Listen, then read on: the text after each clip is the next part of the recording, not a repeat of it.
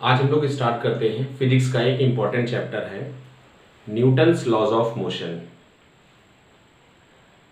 मतलब ये चैप्टर ऐसा है कि इस चैप्टर के बिना हम फिजिक्स आगे कहीं भी कुछ नहीं कर पाएंगे। कुछ एक चैप्टर जरूर होंगे, जैसे ऑप्टिक्स हो गया, मॉडर्न फिजिक्स हो गया, हो सकता है इसके प्रॉब्लम्स हम लगा लें।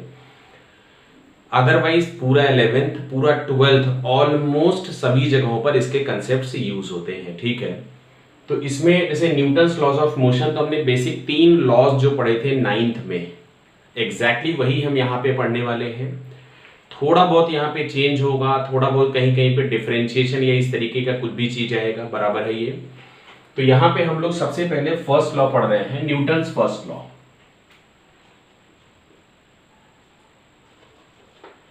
तो जो फर्स्ट लॉ हम लोगों के पास था, ये ऑलरेडी शायद हम सभी लोगों को पता है कि फर्स्ट लॉ हम लोग डिफाइन करते थे लॉ ऑफ इनर्शिया, बराबर है। तो लॉ ऑफ इनर्शिया में दो तरह के हम लोगों के पास लॉ थे इनर्शिया के। पहला हम लोग यहां से लिखते थे इनर्शिया ऑफ रेस्ट।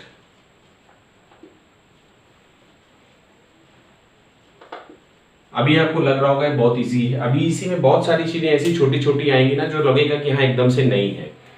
तो इनर्शिया ऑफ रेस्ट हम लोगों के पास ये था, ये हम लोगों को पता है, लिख लेना तुम लोग, मैं डिक्टेट कर दूंगा कि अगर कभी भी कोई भी एक ऑब्जेक्ट रेस्ट पे है तो वो तब तक रेस्ट पे रहेगा जब तक कि हम उस पर कोई एक्सटर्नल फोर्स अप्लाई नहीं करें। मतलब ये जो फर्स्ट लॉ हम लोगों के पास था वो ये बोलता था कि ऑब्जेक्ट अपनी पुरानी जो सिचुएशन है उसी को कंटिन्यू करेगा और तब तक कंटिन्यू करेगा जब तक कि हम उस पर एक्सटर्नल फोर्स अप्लाई ना करें। क्लियर है? तो इनर्शिया ऑफ रेस्ट में है कि if any object is at rest then it remains at rest until and unless net external force or any external force is applied।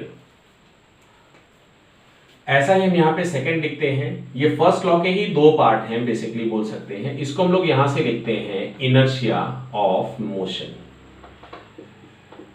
तो यहां पे हम लोग बोलते हैं कि अगर कोई भी ऑब्जेक्ट मोशन में है तो वो तब तक मोशन में रहेगा, समझ रहे हो, तब तक मोशन में रहेगा जब तक कि हम उस पर कोई भी एक्सटर्नल फोर्स अप्लाई नहीं करें।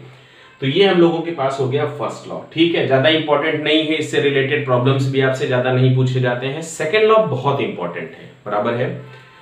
तो अब अगर हम लोग यहां से बात करते हैं सेकेंड लॉ की, सेकेंड लॉ बहुत इंपॉर्टेंट है। इवन सेकेंड लॉ में हम लोग थोड़ा सा कंफ्यूज भी रहते हैं।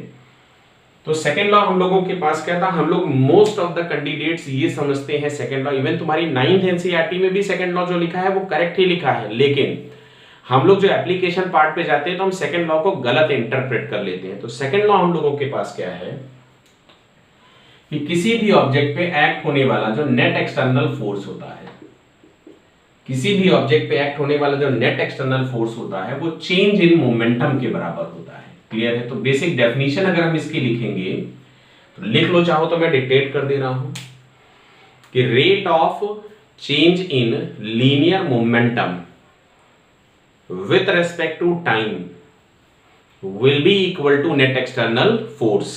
मतलब rate of change in linear momentum with respect to time will be equal to net external force. इसको मैं आगे और आगे लिख देता हूं। इसको जैसे हम लोग यहां से लिख सकते थे D by D T of P. तो P की जगह अपन लिख सकते हैं m इंटू वी, इसमें कोई दिक्कत नहीं है। मोमेंटम को हम ऑलरेडी डिफाइन कर चुके थे कि momentum is defined as mass into velocity. मतलब यहाँ पे कोई वेक्टर मल्टीप्लिकेशन नहीं होता है बिकॉज मास स्केलर है और v क्या है, वेक्टर।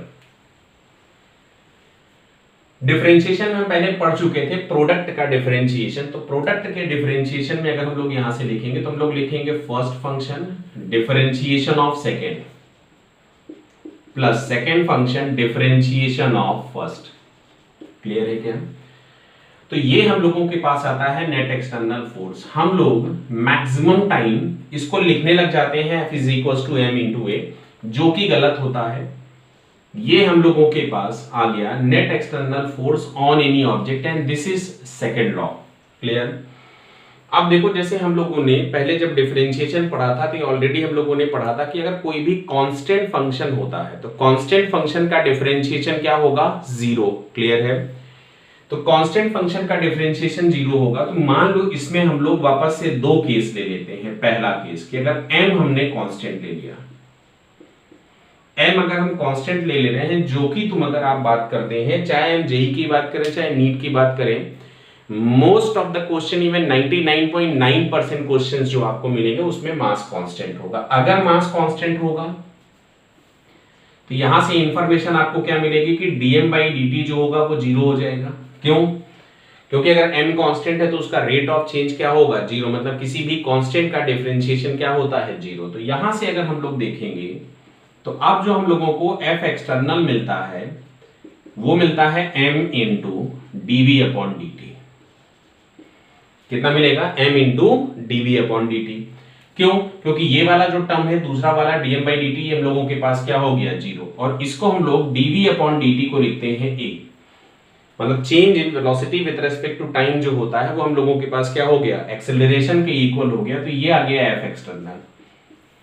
अब देखो हम लोग इस रिलेशन को इतना यूज करते हैं f is equal to m into a को, कि हम इसी को सेकंड लॉ मानने लग जाते हैं। तो ये सेकंड लॉ नहीं है। अगर आपसे कभी भी आपके स्कूल में 99% श्योर है पूछा ही जाता है न्यूटन्स लॉज क्या है, एक्सप्लेन करो, तो सेकंड लॉ को कभी भी f is equal to m into a मत लिख देना। Second law f is equal to m into a केवल और केवल तभी ट्रू होगा व्हेन m इज कांस्टेंट। क्या बात समझ में आती है? अच्छा, हम इसके सेकंड पार्ट पे आते हैं। सेकंड वाला ये बहुत रेयर यूज होगा।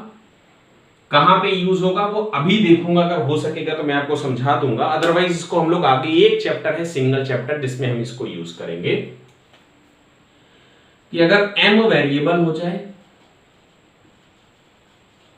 और v कांस्टेंट हो जाए।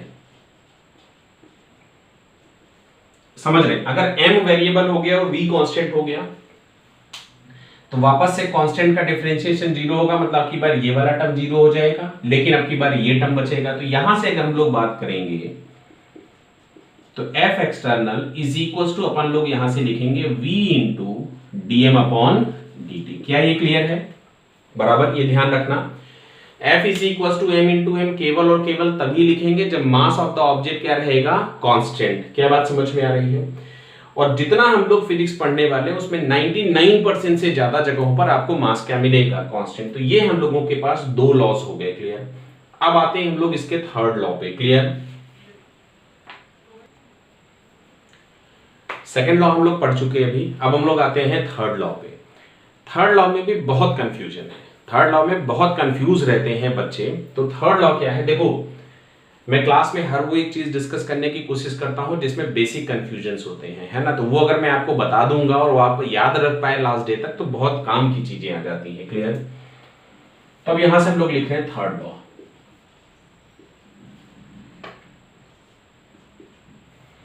थर्ड लॉ क्या होता है पता हम सभी लोगों को है। इसको हम लोग बोलते हैं लॉ ऑफ एक्शन रिएक्शन। क्या बोलते हैं? Law of action reaction. मतलब अगर हमने किसी ऑब्जेक्ट पर कोई फोर्स लगाया तो वो ऑब्जेक्ट मेरे ऊपर उतना ही फोर्स लगाता है। बहुत ध्यान से सुनना, हालांकि इस स्टेटमेंट में ही सब चीजें होती हैं, फिर भी हम गलत सोचने लग जाते हैं आगे जाके।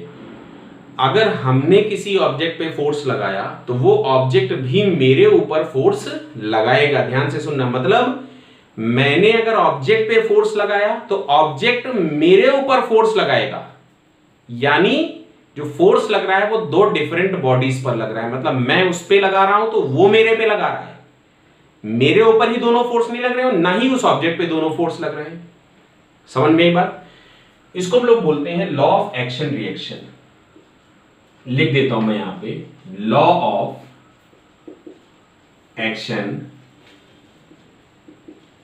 रिएक्शन। तो बेसिक समझना, सबसे पहले लॉ ऑफ एक्शन रिएक्शन में क्या होता है कि एक्शन एंड रिएक्शन, लिख लो बल्कि इसको, action and reaction both acts on different objects, same object पर एक्ट नहीं होंगे। क्लियर है क्या ये? कि action and reaction both acts on different object. दूसरा पॉइंट समझिए, दूसरा पॉइंट इसमें ज्यादा इंपॉर्टेंट है। एक पॉइंट तो हम लोगों के पास ये हो गया था, सेकेंड पॉइंट ये है कि जो भी एक्शन और रिएक्शन फोर्स होते हैं ना वो सेम कैटेगरी को बिलोंग करने चाहिए। अब एक कैटेगरी ऑफ फोर्स क्या है, तो आप अगर लास्ट क्लास की कॉपी देखेंगे तो आपको कैटेगरी ऑफ फोर्स मिल जाएगा। इवन मैं आपको फिर से भी बता देता हूं कि जो कैटेगरी ऑफ फोर्स हम लोगों ने हमारी एनसीईआरटी के अकॉर्डिंग फोर्सेस को 4 कैटेगरीज में डिवाइड किया है। कितनी? 4।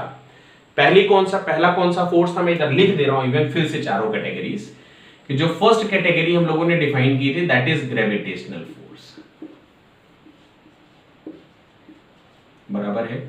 सेकेंड कैटेगरी जो हम लोगों ने डिफाइन की थी वो हम लोगों ने डिफाइन की थी electro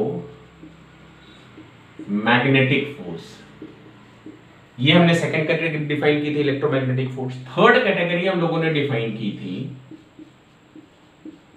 nuclear force, and fourth category जो हम लोग डिफाइन किए थे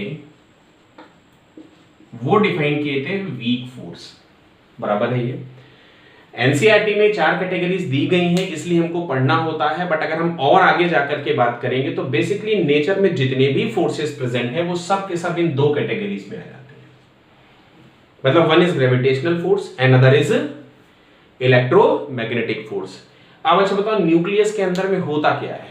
न्यूट्रॉन के बीच में ग्रेविटेशनल अट्रैक्शन है, प्रोटॉन के बीच में इलेक्ट्रोस्टैटिक रिपल्शन है, प्रोटॉन न्यूट्रॉन के बीच में ग्रेविटेशनल अट्रैक्शन है। तो क्या हुआ, gravitational and electrostatic force. Weak forces भी जो वंडरवॉल फोर्सेस बोलते हैं ये कब बनते हैं, ये हम लोग जब बात कर रहे होते हैं केमिस्ट्री में, तो कहीं कोई बॉन्ड बन रहा होता है तो वो किसी तरीके से आयनिक बॉन्ड, कोवेलेंट, समझ रहे होगे बात। तो अल्टीमेटली वहां पे भी अगर हम लोग बात करें तो क्या हो गया, वही इलेक्ट्रोस्टैटिक्स और ग्रेविटेशनल फोर्स। तो बेसिकली यही 2 फोर्सेस होते हैं। तो वापस मैं आता हूं इधर सेकंड पॉइंट पे कि लॉ ऑफ एक्शन रिएक्शन में फर्स्ट हम लोगों के पास ये हो गया था कि action and reaction both acts on different objects, लिख लिया होगा आपने। सेकंड पॉइंट कि जो एक्शन और रिएक्शन है वो सेम कैटेगरी के होने चाहिए। जैसे मैं एक एग्जांपल देता हूं, या तो वो दोनों ग्रेविटेशनल फोर्स होने चाहिए, या वो दोनों इलेक्ट्रोमैग्नेटिक होने चाहिए, या वो दोनों न्यूक्लियर फोर्स होने चाहिए, या वो दोनों वीक फोर्सेस की कैटेगरी में आने चाहिए। जैसे मैं एक एग्जांपल दे रहा हूं, मान लो ये कोई भी एक ऑब्जेक्ट है M1 और ये एक ऑब्जेक्ट है M2, समझना बात को। तो यहां पे इसके ऊपर में एक फोर्स लग रहा होगा ग्रेविटेशनल फोर्स इधर की तरफ में, और इसके ऊपर इधर लग रहा होगा, ये हम 9th में पढ़ चुके हैं, बराबर। आगे हम लोग इसको और डिटेल में डिस्कस करेंगे, अभी 2 चैप्टर 3 चैप्टर के बाद आएगा यूनिवर्सल ग्रेविटेशन। तो फिर अभी अगर हम देख रहे हैं तो ग्रेविटेशनल फोर्स, अच्छा ये वाला जो ग्रेविटेशनल फोर्स है ये इसने लगाया है, और ये वाला जो ग्रेविटेशनल फोर्स है वो इस ऑब्जेक्ट ने लगाया है। तो ये अगर एक्शन है तो ये उसका क्या हुआ, रिएक्शन। तो समझ में आ रहा है, एक्शन अगर इस ऑब्जेक्ट पे एक्ट हुआ तो रिएक्शन इस ऑब्जेक्ट पे एक्ट हुआ, और दोनों के डायरेक्शन अपोजिट है। कैसे हैं, दोनों के डायरेक्शन अपोजिट होंगे और मैग्नीट्यूड सेम होंगे। एक एग्जांपल मैं और दे देता हूं आपको। मान लीजिए यहां पे कोई एक चार्ज है +Q1 और यहां पे एक चार्ज है कोई भी +Q2, समझ रहे होगे बात को। तो अगर हम इन दोनों की लाइन ज्वाइन कर दें, इसके ऊपर में एक इलेक्ट्रोस्टैटिक फोर्स इधर एक्ट होगा। मैं इवन इस पे वेक्टर लगा दूं, ज्यादा अच्छा है। अगर वेक्टर लगाओगे तो फिर दोनों का FG नहीं लिख सकते हो, समझ में आ रहा है। क्यों वेक्टर लगाया तो फिर दोनों के डायरेक्शन अपोजिट हैं। तो मैं इसमें लिख रहा हूं, देखो ग्रेविटेशनल फोर्स ऑन 1/2, और इस पे लिख रहा हूं ग्रेविटेशनल फोर्स ऑन 2/1। ये स्टैंडर्ड सिंबल्स होते हैं, मतलब इसमें हम बहुत ज्यादा चेंज नहीं कर सकते हैं। जो पहले लिखा होता है वो उस ऑब्जेक्ट पे होता है, जो बाद में लिखा होता है वो दूसरे ने लगाया होता है। सिमिलरली अगर मैं यहां पे लिखूंगा तो इलेक्ट्रोस्टैटिक फोर्स ऑन 2/1, और यहां पे अगर हम लोग देखेंगे तो इलेक्ट्रोस्टैटिक फोर्स इसके ऊपर में जो एक्ट हो रहा होगा दिस इज ऑन 1/2। इतना हमको जनरल आइडिया होगा, हमने 10th में थोड़ा सा पढ़ा था चार्ज के बारे में कि 2 सिमिलर चार्जेस अगर होंगे तो फोर्स रिपल्शन का होगा, और अगर ये 2 अपोजिट चार्जेस होते तो यही फोर्स हमारे पास क्या होगा, अट्रैक्शन का। ये बात क्लियर है, समझना। अब सुनिएगा, अगर इन दोनों के मास भी होंगे, अगर इन दोनों के मास भी होंगे, मैं यहां पे लिख दे रहा हूं, चलिए मान लेता हूं इसका मास M1 है और इसका मास M2 है। ये ऊपर जो हमने दोनों ऑब्जेक्ट्स लिए हुए थे ये न्यूट्रल थे, न्यूट्रल थे मतलब इसके ऊपर में नेट चार्ज क्या था, 0। तो इनके बीच में कोई इलेक्ट्रोस्टैटिक फोर्स नहीं आया। अगर यहां मासेस भी होंगे, देखना ध्यान से, तो इस पे ग्रेविटेशनल फोर्स इधर लग रहा होगा ऑन 1/2। सिमिलरली इसके ऊपर में एक ग्रेविटेशनल फोर्स यहां लग रहा होगा ऑन 2/1। अभी क्लियर हो जाएगी बात। तो ये वाला फोर्स और ये वाला फोर्स आपस में एक्शन रिएक्शन नहीं बना सकते हैं। ये वाला फोर्स और ये वाला फोर्स आपस में एक्शन रिएक्शन नहीं बना सकते। एक्शन रिएक्शन पेयर कौन सा बनेगा, या तो ये दोनों ग्रेविटेशनल फोर्स के बीच में या ये दोनों इलेक्ट्रोस्टैटिक फोर्स के बीच में। तो मेरा मतलब समझ में आपको आया कि जो सेम कैटेगरी बोला गया उसका मतलब क्या है कि या तो दोनों फोर्सेस ग्रेविटेशनल कैटेगरी में होने चाहिए और या दोनों फोर्सेस इलेक्ट्रोस्टैटिक की कैटेगरी में होने चाहिए। क्या ये बात क्लियर हुई? हम यहां कंफ्यूज हो जाते हैं। अभी आगे जैसे एक छोटा सा क्वेश्चन आपको मैं देता हूं, जैसे ये भी हम इतना 9 में पढ़ चुके हैं, इस वजह से इसको मैं डायरेक्टली यहां पे बता रहा हूं, अदरवाइज हम लोग आगे और पढ़ते हैं। जैसे यहां पे हम लोग बोलेंगे इस ऑब्जेक्ट पे एक mg लग रहा है, ये पेपर का क्वेश्चन है भाई सब आपके, और गलत कराए थे बहुत सारे बच्चे, और यहां एक नॉर्मल लग रहा है। तो आपसे क्वेश्चन ये पूछा गया है कि क्या ये mg और ये नॉर्मल एक्शन रिएक्शन पेयर हैं या नहीं। सोचो और पहले आंसर लिखो, फिर आगे देखो। सोच लिया सभी ने? कईयों का आंसर होगा यस, कईयों का आंसर होगा नो। तो देखो ध्यान से, सबसे पहला तो ये पहली ही कंडीशन को सेटिस्फाई नहीं कर रहा है। क्यों? क्योंकि mg भी इसी पे लग रहा है और नॉर्मल भी इसी ऑब्जेक्ट पे लग रहा है। और तुमसे बोला क्या गया था कि एक्शन और रिएक्शन हमेशा किस पे एक्ट होते हैं, डिफरेंट ऑब्जेक्ट्स पर एक्ट होते हैं, सेम ऑब्जेक्ट पर एक्ट नहीं होते हैं।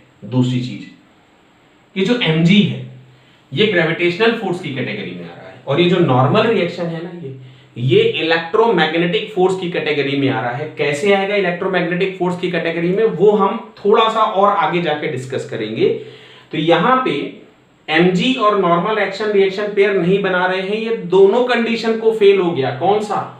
डिफरेंट ऑब्जेक्ट पे एक्ट होने चाहिए, सेम कैटेगरी में लाई करने चाहिए। तो कैटेगरी भी अलग हो गई और ऑब्जेक्ट क्या हो गया, सेम हो गया। तो ये दोनों एक्शन रिएक्शन पेयर कभी भी नहीं हो सकते हैं। तो एक्शन रिएक्शन पेयर में केवल आपको ये याद रखना है, acts on different object, will form pair only when both lies in the same category, either gravitational, either electrostatics, either magnetic, either nuclear. Clear? Third thing, ये जो दोनों फोर्सेस होंगे इनके मैग्नीट्यूड्स हमेशा क्या होंगे, सेम, और इनकी डायरेक्शंस हमेशा क्या होंगी, अपोजिट। तो ये तुम्हें याद रखना है थर्ड लॉ के अकॉर्डिंग कि this is Newton's third law. तो बेसिक हम लोगों के पास ये हो गया न्यूटन्स लॉज ऑफ मोशन, है ना। अब इसी को हम लोग और आगे एक्सटेंड करते हैं कि हम लोगों को, अब जैसे हम लोग अभी फिर से वापस हम आ जाते हैं कि जेई सिलेबस में हम आ जाते हैं। 4 कैटेगरी हमने डिफाइन कर दी थी। तो जेई सिलेबस में हम लोग फोर्स को डिवाइड करेंगे 2 कैटेगरीज में,